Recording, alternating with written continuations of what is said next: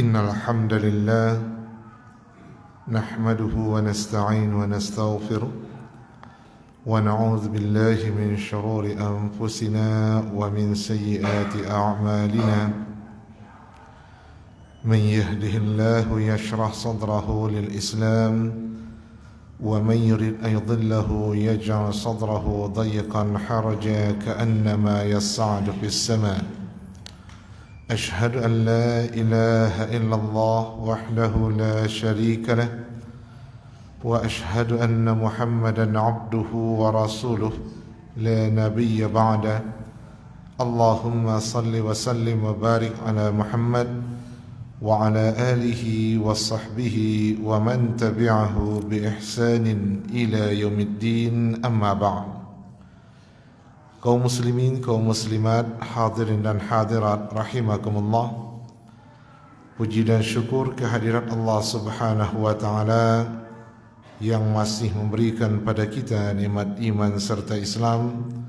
Kemudian salawat beriringan salam kepada junjungan kita Nabi Muhammad sallallahu alaihi wasallam. Dalam surat Az-Zumar, surat yang ke-39, ayat yang ke-9, Allah Subhanahu wa taala telah berfirman, A'udzu billahi minasy syaithanir rajim. Bismillahirrahmanirrahim. Qul hal yastawi allazina ya'lamuna wal ladzina la ya'lamun. Innama yatadzakkaru ulul albab. Shadaqallahul azim. Katakanlah, apakah sama orang yang mengetahui dengan orang yang tidak mengetahui? Sesungguhnya hanya orang-orang yang berakal yang mendapatkan peringatan. Mendapatkan peringatan ketika mereka membaca Al-Quran. Tahu kalau ayat tersebut memerintahkan untuk melakukan amalan-amalan tertentu. Dan dia juga mengerti ketika membaca ayat tertentu, kandungannya adalah melarang melakukan hal-hal yang telah ditetapkan oleh Allah Subhanahu wa taala sebagai perbuatan yang melanggar. Nah, oleh karena itu, orang-orang yang ulul albab, orang-orang yang bisa menjadikan Al-Quran sebagai petunjuk hidup mereka, sebagaimana yang telah Allah tetapkan, Al-Quran adalah hudal lil muttaqin, surat Al-Baqarah ayat 2, petunjuk bagi orang-orang yang bertakwa, sehingga mereka kalau berjalan tidak tersesat, kalau dalam kegelapan mereka punya cahaya yang bisa menerangi, sehingga tidak masuk ke dalam lubang dan tidak jatuh ke dalam jurang. Nah, itu ulul albab. Mereka baca ayat Al-Quran dan mereka bisa mendapatkan pelajaran yang membuat mereka selamat dalam kehidupan dunia, begitu juga dalam kehidupan akhirat. Nah, orang yang seperti itu samakah dengan orang yang tidak bisa mengambil pelajaran, membaca ayat Al-Quran tapi tak tahu apa yang dimaksud atau isi kandungan ayat yang dibaca? Kemudian dia baca hadis Nabi, dia tidak dapat pelajaran yang bermanfaat untuknya di dunia dan di akhirat. Nah, tentu orang yang seperti itu perbandingannya tidak sama. Orang yang berilmu dengan yang tidak berilmu ya tidak sama. Yang paham dengan yang tidak paham tidak sama. Bahkan sesama orang yang paham pun ya kadang-kadang nilainya tidak sama, tergantung tingkat pemahaman. Yang satu pemahamannya sangat dalam, yang satu lagi pemahamannya sangat dangkal. Maka dua orang tersebut mungkin secara zahir sama-sama melakukan ibadah, sama-sama hadir ke masjid, sama-sama salat berjamaah, kemudian melaksanakan qiyam Ramadan, secara kasat mata ibadah mereka sama, tetapi gara-gara pemahaman membuat hasilnya tidak sama. Nah, oleh karena itu, kaum muslimin, kaum muslimat rahimakumullah, disinilah letaknya ya kepenting atau urgensi dari ilmu agama. Semakin banyak ilmu yang dia kuasai, maka semakin banyak pintu-pintu ibadah yang dibuka untuknya. Namun semakin terbatas, semakin sedikit ilmu yang dia kuasai, maka semakin terbatas dan sedikit pula pintu-pintu ibadah yang dibukanya. Nah, oleh karena itu pahala yang akan didapat oleh orang yang berilmu akan semakin besar, sedangkan pahala untuk orang yang tidak berilmu akan semakin berkurang, padahal secara kasat mata, secara lahir mereka sama-sama beribadah dan ibadah mereka tidak berbeda. Namun tingkat ilmu, pemahaman, wawasan itu bisa membuat berbedanya ibadah dua orang yang sama-sama melakukan salat, sama-sama melakukan puasa. Nah, oleh karena itu Bapak dan Ibu, kata Imam Al-Bukhari dalam kitab Sahih beliau, al-ilmu qabla qaulin wa amalin. Ilmu itu sebelum kita berkata dan sebelum kita berbuat. Ilmu itu menjaga agar amalan yang akan kita lakukan diterima oleh Allah Subhanahu wa taala. Sebagaimana ilmu itu membuat amalan yang kita lakukan semakin berkualitas, semakin meningkat, sehingga pahala pun akan semakin tinggi. Dan dengan ilmu kita bisa menjaga amalan yang telah kita kerjakan dari amalan-amalan yang menyebabkan pahala digugurkan oleh Allah Subhanahu wa taala. Semuanya itu bermodalkan kepada ilmu, makanya tuntutlah ilmu tersebut agar tidak menyesal, agar selamat dalam kehidupan dunia dan akhirat. Nah, supaya terwujud apa yang kita inginkan, landaskanlah ilmu tersebut ke dalam dua rujukan yang menjadi rujukan utama, yaitu Al-Quran dan Sunnah yang telah dijamin oleh Rasulullah sallallahu alaihi wasallam. Siapa yang berpegang teguh kepada keduanya, maka dia tidak akan pernah tersesat selama-lamanya. Dan sering kita ulang-ulang di mimbar yang sama, bahwasannya dua rujukan tersebut tidak bisa dipisahkan. Oh, saya pakai Al-Quran saja, tak perlu pakai hadis. Dalam Al-Quran semuanya sudah ada, tidak ada yang Allah lewatkan. Dia lupa kalau dalam Al-Quran kita diperintahkan untuk mengambil apa yang dibawa oleh Rasulullah sallallahu alaihi wasallam. Kalau kamu mencintai Allah, maka ikutilah Rasulullah dalam surat Ali Imran ayat yang ke-31. Kemudian kata-kata hikmah di dalam Al-Quran, kata Imam Malik, itu maknanya adalah sunnah Nabi. Nah, sehingga Al-Quran dan sunnah dua hal yang tidak bisa dipisahkan. Siapa yang berpikir untuk memisahkannya, berarti dia sudah berpikir untuk melakukan kemaksiatan. Nah, untuk kesempatan kali ini kita hanya ingin menyampaikan beberapa contoh yang mudah-mudahan membuat Bapak dan Ibu terdorong untuk meningkatkan wawasan, meningkatkan pemahaman kita terhadap agama, khususnya meningkatkan pemahaman tentang amalan-amalan yang kita lakukan di dalam bulan Ramadan, sehingga apa yang diharapkan dari adanya peningkatan ibadah Ramadan tahun sekarang dibanding ibadah Ramadan tahun sebelumnya bisa kita wujudkan. Seandainya peningkatan dalam pemahaman tidak terjadi, maka sulit kita katakan ibadahnya bisa meningkat dari sebelum-sebelumnya. Karena sebagaimana yang disebut oleh Imam Al-Bukhari, beramal itu berdasarkan ilmu. Sebelum berkata dan berbuat, ya ilmuilah terlebih dahulu. Kalau ilmunya bertambah, kalau pemahamannya semakin mendalam, di sana ada kesempatan besar untuk makin meningkatkan ibadah yang kita lakukan. Nah, kita buat contoh. Dalam pemahaman Bapak dan Ibu, ada amalan di bulan Ramadan itu khusus bulan Ramadan. Padahal dalam pemahaman yang benar, yang bersumberkan kepada Al-Quran dan Sunnah Nabi, tidak ada pembatasan kalau amalan itu hanya dalam bulan Ramadan saja.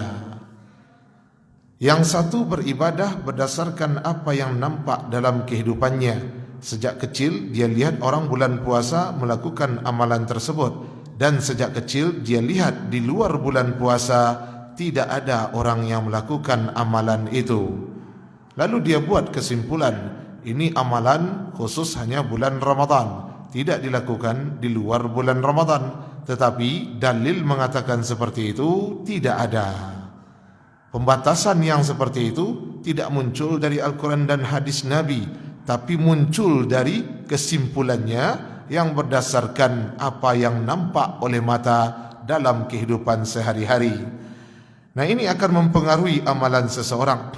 Kalau dia punya pemahaman begitu, tentu ibadah itu hanya akan ada di bulan Ramadan, seperti tadarus, membaca Al-Quran dan mempelajarinya. Seandainya dia mau memahami tadarus sebagaimana yang dipahami oleh para ulama, dia kembalikan makna dari tadarus kepada Al-Quran dan Sunnah Nabi, maka dia akan memahami kalau tadarus itu tidak terbatas hanya bulan puasa saja. Bandingkanlah orang yang memahami tadarus itu hanya bulan Ramadan, hasil dari kesimpulannya melihat apa yang terjadi dalam kehidupan, dibandingkan dengan orang yang betul-betul belajar ketika dia mendengar hadis Nabi dianjurkan bertadarus di bulan Ramadan, kemudian dia cari apakah makna dari tadarus, kemudian dia cari apa dalilnya, keutamaan dan lain sebagainya. Kalau dia tidak pandai bahasa Arab, langsung merujuk ke sumbernya, dia bertanya kepada orang yang paham agama, ahlaz zikri, tahu Al-Quran dan sunnah Nabi. Di sana dia akan tahu di bulan Ramadan bukan kita dianjurkan melaksanakan tadarus, tetapi kita dianjurkan untuk meningkatkan tadarus kita. Kalau bahasanya untuk meningkatkan, berarti di luar Ramadan pun kita melakukan tadarus, tetapi sangat jarang kita mendengar ada yang mengucapkan kata tadarus di luar bulan Ramadan. Bahkan mungkin tidak ada yang melakukannya kecuali dalam Ramadan saja. Akan dianggap aneh ketika orang menyebut kata-kata tadarus di luar Ramadan. Kalaupun ada yang melakukan tadarus di luar Ramadan, dia tidak akan sebut tadarus, dia akan pakai istilah lain. Ya, tilawah lah namanya, membaca Al-Quran lah namanya, dan lain sebagainya. Dia menganggap tadarus hanya khusus bulan Ramadan, tidak berlaku di luar bulan Ramadan. Itu hasil dari pemahaman. Kalau pemahamannya keliru, maka nanti hasilnya juga akan keliru. Kalau pemahamannya benar, hasilnya akan benar. Sama-sama tadarus, tapi yang satu ini tadarusnya sempit, hanya dalam bulan tertentu. Yang ini tadarusnya lapang, dia buka pintu selebar-lebarnya di setiap bulan. Tidak bulan Ramadan saja, namun di bulan Ramadan akan berbeda dengan bulan yang lain. Di bulan Ramadan volumenya akan dia tingkatkan dibanding bulan-bulan lainnya. Rugilah dia. Berdosa sih tidak berdosa, tetapi dia akan menjadi orang yang merugi, karena seharusnya pahala tadarus itu ia terbuka untuknya di setiap bulan, setiap hari, siang dan malam. Sekarang dia batasi bulan Ramadan, itu pun selesai salat tarawih. Dan hal ini bukan khayalan dan hanya bayangan saja. Tidak, sudah terjadi. Ketika i'tikaf 10 malam terakhir di bulan Ramadan, pembimbing i'tikaf biasanya itu membuat program apa saja kegiatan selama kita i'tikaf. Di antara programnya itu masuklah tadarus tadi. Dibuat kita tadarus bukan hanya selesai tarawih saja. Kita berharap selesai tarawih itu bukan tadarus, tetapi ta'lim atau mendengarkan tausiah. Jadi tadarus kita buat sesudah asar sebelum kita berbuka. Daripada manuang saja, sudah asar tu awak tadarus sampai nanti 15 menit sebelum kita berbuka kita berhenti. Ada yang tidak setuju. Saya tidak setuju. Apa kena setuju? Karena tarawih itu siap, karena tadarus itu siap tarawih, Ustaz. Tidak pernah tadarus itu sebelum tarawih ada. Dari mana itu? Dari pengalaman yang dia alami. Dia lihat di kampungnya orang tadarus itu sesudah tarawih di bulan Ramadan. Nah, kalau sudah pemahamannya begitu, jangan harapkan di luar Ramadan dia tadarus. Jangan harapkan pula kalau tidak ada tarawih dia akan tadarus. Jadi dikaitkanlah tadarus itu selesai dengan tarawih. Sehingga lama-kelamaan definisi dari tadarus membaca Al-Quran sesudah salat tarawih. Semakin sempitlah ibadah tersebut. Semakin berkurang kesempatan Bapak Ibu dapat pahala dari Allah. Nah, makanya kalau pemahamannya itu benar, sudah benar dia, beruntung dia. Kalau pemahamannya keliru, keliru. Ustaz ingin merubah-rubah kebiasaan, bukan merubah kebiasaan nalado. Kebiasaan nalado ku kan tidak ada. Tapi kalau ingin meningkatkan ibadah tersebut, tidak bisa hanya bermodalkan kebiasaan saja. Bukan merubah tapi ingin meningkatkan. Kalau tidak ingin meningkatkan, sudah. Jangan ngomong-ngomong lagi, ayo kita tingkatkan. Jangan ngomong itu lagi. Karena kita bicara meningkatkan ibadah, tapi tidak mau menempuh caranya. Jadi kan omong kosong sekera juga.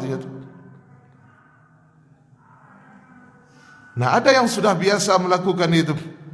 Sehingga betul-betul di luar Ramadan tidak ada tadarus. Lalu kita sampaikan pemahaman seperti itu, ya, merugikan kita. Kalau ingin meningkatkan tadarus, tingkatkan pemahaman tentang tadarus. Nah, ketika dia baca hadis Nabi misalnya, la yajtami'u qaumun fi baitin min buyutillah wa yatluna kitab Allah thumma yatadarasuna fima bainahum ya illa ghasyiyatuhumur rahmah wa nuzilat alaihimus sakinah wa haffathumul malaikah. Hadis Imam Muslim.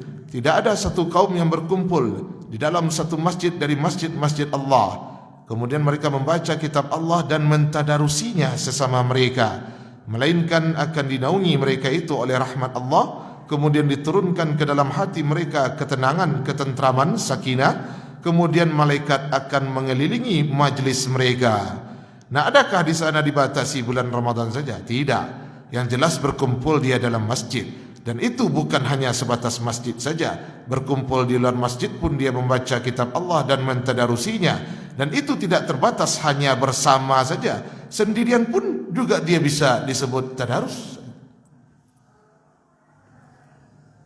Tapi kalau nak model itu memahami balik, ya.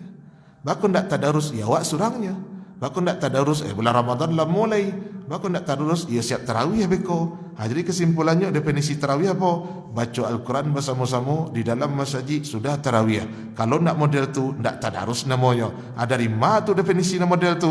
Hasil pengalamannya dalam kehidupan. Jadi ada orang yang biasa beribadah tu, yo modalnya model tu.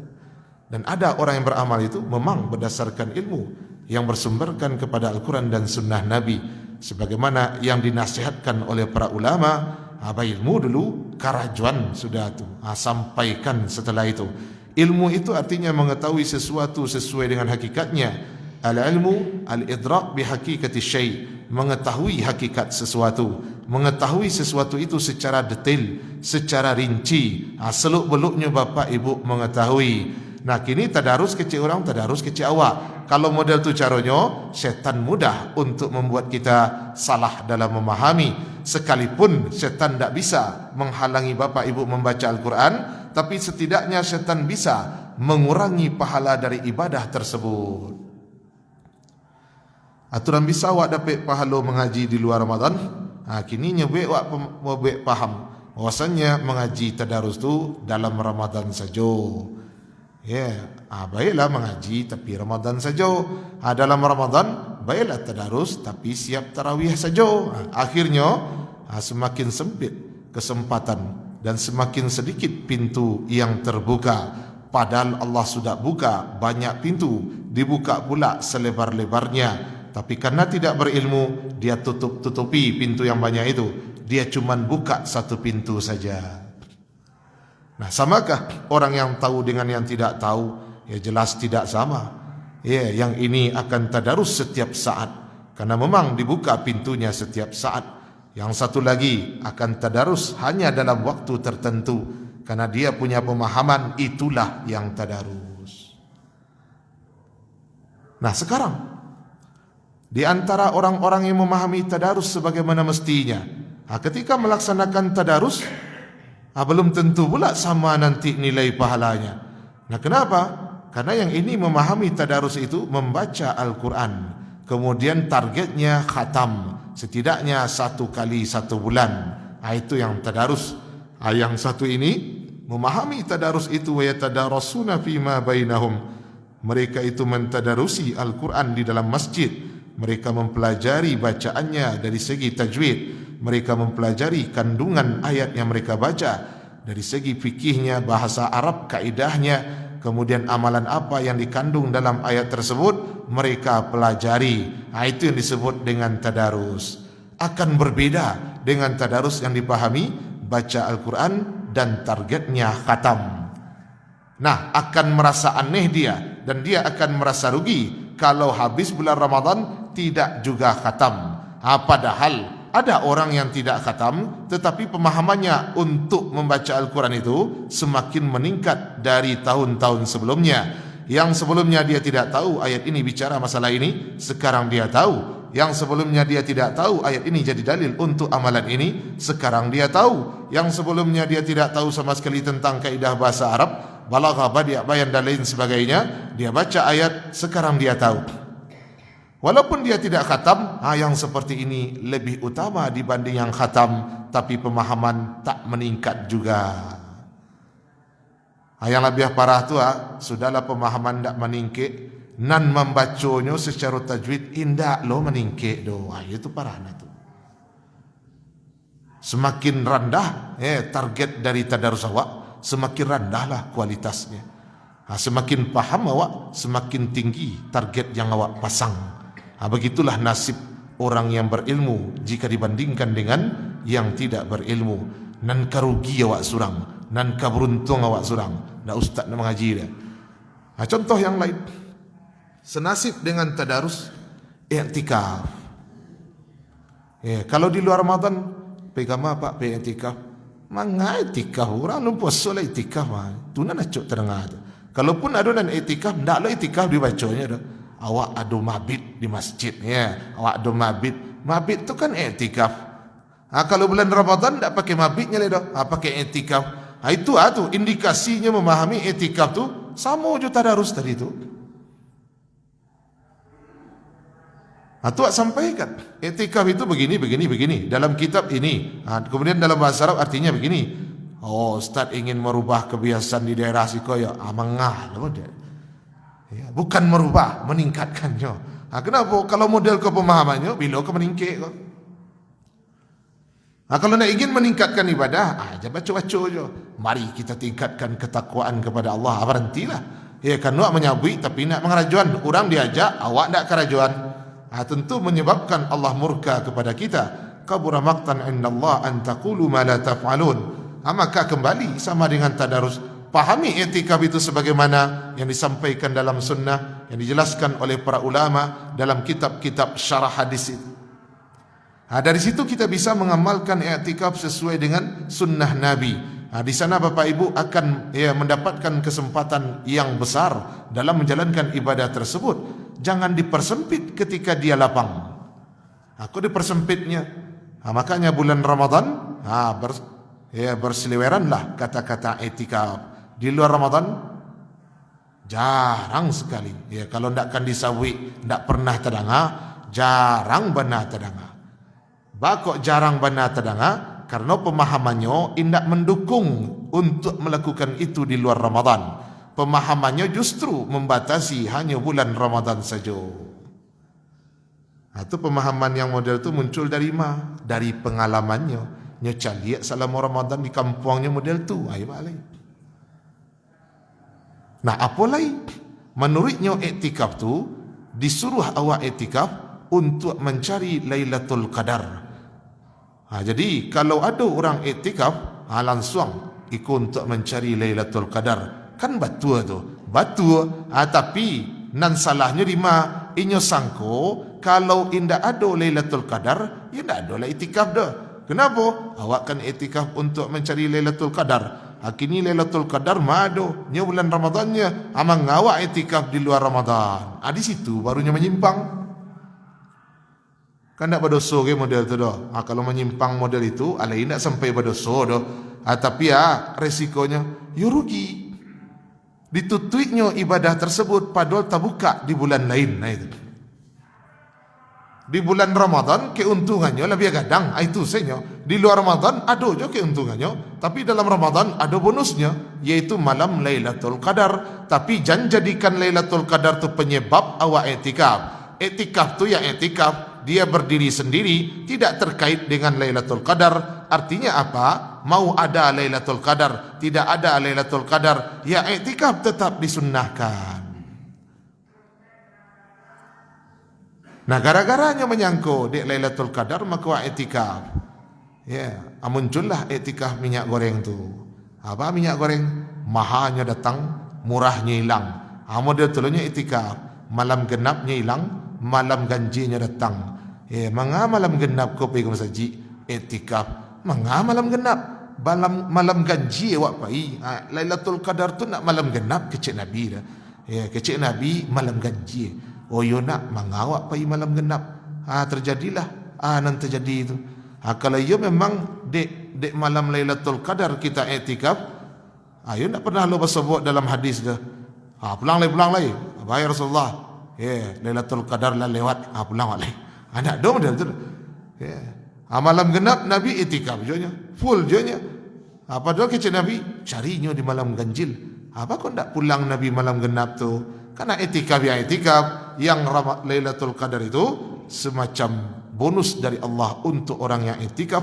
Makanya lebih ditekankan itikaf di bulan Ramadan karena ada yang dicari yang tidak ada di luar Ramadan. Tapi jangan kita katakan hanya terbatas Ramadan saja itikaf itu. Tidak. Nah, Umar bin Khattab dia itikaf di luar Ramadan. Walaupun itu nazar, berarti kan bisa di luar bulan Ramadan. Itikaf itu sendiri tidak mesti malam, siang pun bisa. Itikaf itu artinya luzumul masjid wal iqamatu fihi. Menetap kita dalam masjid, kita lazimi masjid tersebut. Kemudian niatnya taqarruban ila Allah Ta'ala, mendekatkan diri kepada Allah Subhanahu wa Ta'ala. Dari definisi yang diberikan oleh para ulama tadi, menetap dalam masjid, mendekatkan diri kepada Allah, maka kita faham kapanpun kita bisa itikaf. Tapi kaji yang dia simpulkan itu dari pengalamannya, dari kebiasaannya, dari apa yang nampak dilakukan oleh masyarakat di daerahnya. Dan di daerahnya tu, ayo orang itikaf bulan Ramadan. Ayo munculnya malam ganjil isinya. Malam genapnya hilang, malam genapnya kabur. Kan seperti itu. Terbuatlah pemahaman berdasarkan apa yang dia lihat. Iktikaf di bulan Ramadan tujuannya mencari Lailatul Qadar. Karena itu kita datang hanya malam ganjil saja. Siang-siang kita tidak iktikaf. Kenapa? Tidak ada siang qadar. Yang ada malam qadarnya. Siang qadar tidak ada. Kan tambah kacau itu pemahamannya macam itu.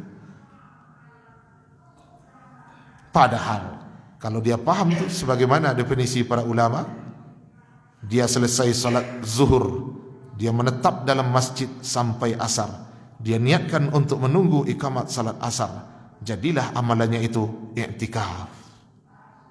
Padahal tidak Ramadan dah. Kalau ada orang yang berniat menetap dalam masjid, kemudian dia berzikir, bertafakur di dalam masjid, amalan-amalan yang dianjurkan di dalam masjid dia lakukan. Dia menetap dalam masjid untuk mendekatkan diri kepada Allah, jadilah amalannya itu i'tikaf secara syar'i. Tapi kalau dia memiliki pemahaman i'tikaf adalah kita menetap dalam masjid 10 terakhir bulan Ramadan untuk mencari malam Lailatul Qadar, maka kalau sudah dapat Lailatul Qadar dia pulang.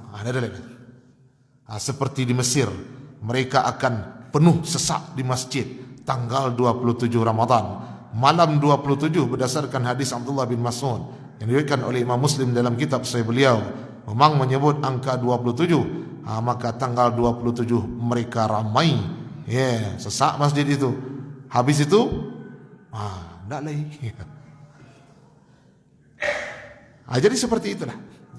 Kalau setan itu tidak bisa menghalangi bapak ibu beribadah, kalau setan itu tidak bisa mendorong kita untuk melakukan pelanggaran, kita ingin juga melakukan ibadah, maka jurus apa yang dipakainya lagi, dia rusak niat ibadah kita, sehingga pahalanya tidak didapatkan karena ria. Kalau misalnya kita tidak ria, maka dia pilihkan kepada kita pilihan yang pahalanya lebih sedikit. Kemudian setelah kita dapat pahala yang sedikit, dia masih punya kesempatan untuk menggugurkan pahala tersebut dengan mendorong kita melakukan amalan-amalan penggugur pahala, seperti murtad, melakukan kesyirikan, kemudian hasad, kemudian menceritakan kebaikan yang telah kita kerjakan, dan amalan-amalan yang lain yang Nabi sebut sebagai penggugur pahala ibadah. Sampai kiamatnya punya kesempatan itu. Nah, ketika pak jibu untuk urusan dunia, tak namuah kalah berkurang seketik Allah aja dah. Berapa pak? 100,000 kurang lah pak, 60,000 banyak, tidak bisa. Mana kau pak? Mana tidak bisa. Kuranglah jadi 90,000 pak, tidak bisa. 10,000 itulah kata akhir tu, kalam akhir. Tidak ada kata-kata lain-lain. Bako namu apa untuk dunia aku kurang gak seketik, rugi mo. Tapi kok pahala bisa ditawar. Dan inyo nak merasa rugi, bako bisa terjadi. Nak tahu. nak berilmu. Kalau nak berdosa benda tu Ustaz, nak berdosa sih. Tapi kan pahala menunjukkan awak kurang serius, menunjukkan awak lebih cinta dunia dibanding akhirat, menunjukkan kita tidak yakin dengan kehidupan akhirat, kurang yakin antaiyonya lebih hebat dari dunia atau tidak. Hana jali dunia ko sajalah dulu. Nan adu awak kini ko di dunia ko. Hana nalun tentu tu mengalir tu nanti dipikirkan. Ya. Jadi barang nan ado ko nan lebih penting. Barang nalun ado le antaiyo adonya tidak. Antah seketiknya, antah banyak, antah tidak luar biasa bagai, tidak jale do. Anan jale-jale sila karajo. Itu kecil setan kawa. Ayo tu kecilnya. Nan jale-jale sila. Anan jale kini apa? Dunia. Tu nan jale kini. Akhirnya panik beribadah hasilnya minimal. Yang dapat seketiknya. Padahal menyangkul lah berlipik-lipik itu. Kerana tadi malam cerita Allah lipat gandakan pahala ibadah. Rupanya karena keikhlasannya kurang, karena keimanannya terhadap hari akhirat dan balasan dari Allah kurang, maka pahala pun akan berkurang. Itu tadarus, kemudian i'tikaf. Salah memahami, salah dalam pengamalan, sekalipun kesalahan tersebut tidak mengakibatkan dia berdosa. Kesalahan dalam dua amalan ini membuat dia berkurang pahala dan membuat dia semakin sempit, atau kesempatan yang dia dapat dalam melakukan ibadah itu semakin terbatas. Ya rugilah wak. Ancak dinan lapang daripada dinan sampi. Kan seperti itu. Kemudian ada kebiasaan di dalam bulan Ramadan. Kebiasaan seperti ini bukan hanya berlaku dalam amalan ini saja, tapi juga berlaku dalam amalan-amalan lain. Mengucapkan sesuatu tapi kita tak faham apa maknanya, atau mengambil bahasa orang tapi kita buat pula bahasa sendiri, dan ini mempengaruhi amalan yang kita lakukan. Apalagi kalau istilah yang kita ambil tersebut atau istilah yang kita sebut di mulut kita itu istilah yang berkaitan dengan ibadah. Nah sekarang bagi-bagi takjil. Banyak anak muda bertanya, Ustaz, takjil tu apa model tu? Kami akan membuat program selama Ramadan bagi-bagi takjil gratis. Karena di TV kami lihat artis-artis tu kan ada acaranya tu. Pai kamanya bali kue tu bagi-bagi takjilnya. Pai kama bagi-bagi takjil. Kami kan pakai istilah tu pula. Kini anan takjil tu. Tanyakan ke orang yang memakai istilah tu. Dan tak ada dijelaskan. Kalau bagi kami yang paham bahasa Arab tentu aneh. Pai kama bagi-bagi takjil. Takjil itu artinya penundaan. Ajjala yu'ajjilu takjilan.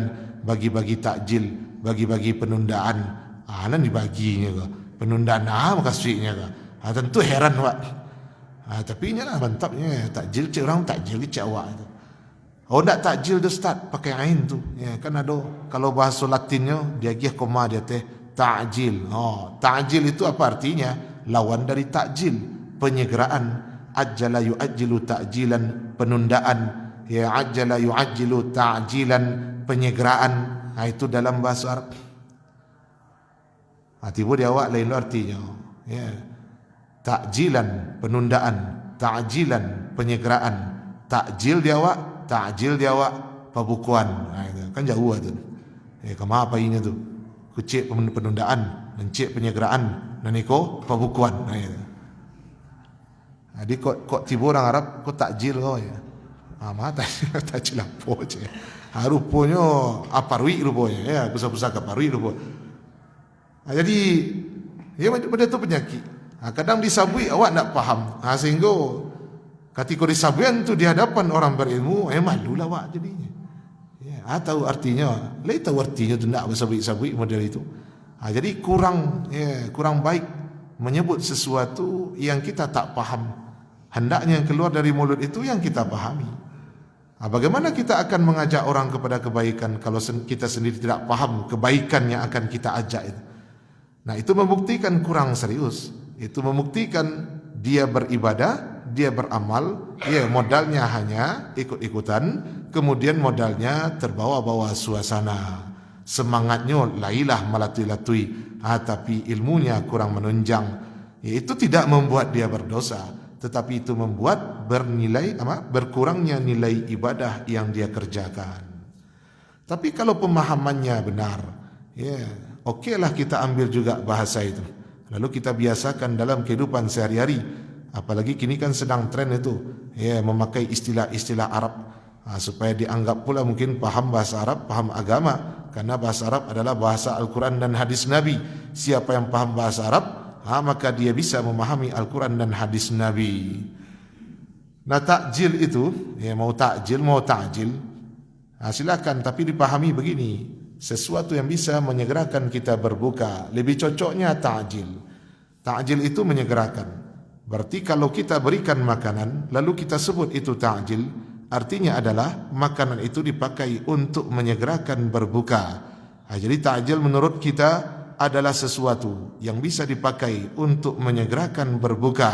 Dan itu adalah sunnah Nabi, dan orang dapat kebaikan selama dia menyegerakan berbuka.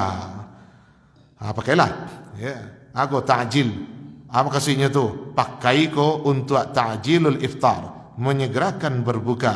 Maka dibacunya sebagai ta'jil, kanonnya bisa dipakai untuk ta'jilul iftar, menyegerakan berbuka. Kalau model tu caranya, masuk je tu. Jaleh kalau mengucapkan sesuatu dengan dasar ilmu, bukan ikut-ikut latah dan lain sebagainya. Aku kan latah ko namanya. Pai baralik paruiknya lah 5 bulan. Dulu baca paru Jawi 5 bulan. Aku ketika tu galak-galaknya, dah bantu orang menyasar ke, dah bantu orang malu ke.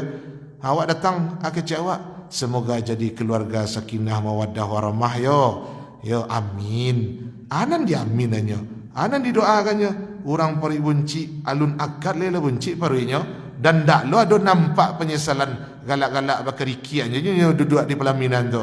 Bangganya mungkin, orang sebelum beralik alun berisi parinya lai. Ambolah berisi baru beralik. Bangganya pada tu nak malu. Tu datang awak sakinah mawaddah warahmah. Apa kok itu nak baca? Ya, awak dengar orang membaca itu, baca lah itu. Atau ndak artinya tu? Ndak tentu dia awak dah. Anan jalih, anan dibaca orang, anan berlaku. Itu yang namanya beribadah ikut-ikutan, membaca ikut-ikutan, melakukan ikut-ikutan. Mudah bagi syaitan untuk membuat awak menyimpang. Narugi awak. Nah, itu contoh. Tahu, jo yang ndak tahu, sama, ndak samalah. Di antara orang beriman, Allah angkat derajat orang yang berilmu. Di antara orang yang beriman dan berilmu, diangkat oleh Allah derajat orang yang beramal. Di antara orang beramal, diangkat orang yang berilmu, diangkat pula orang yang beramal.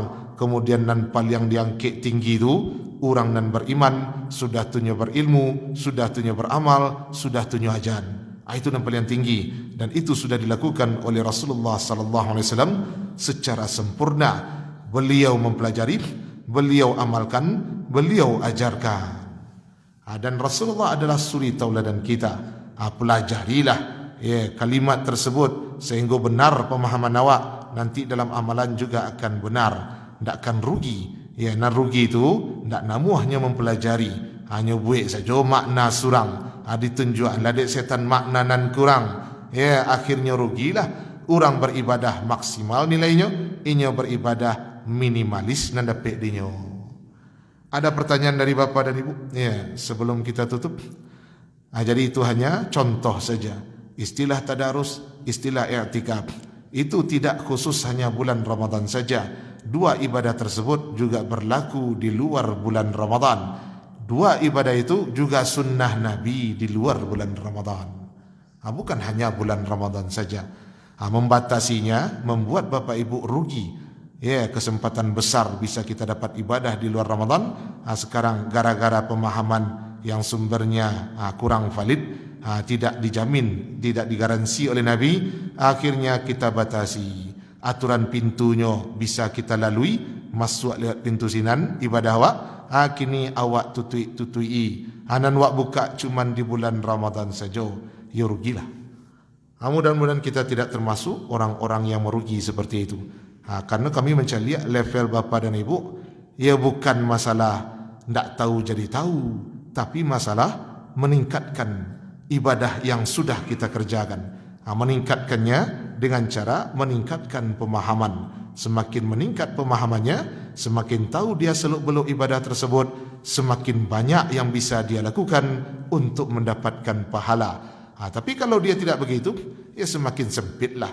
Semakin banyak tertutup pintu-pintu yang harusnya terbuka, sehingga kesempatan untuk mendapatkan pahala pun semakin berkurang.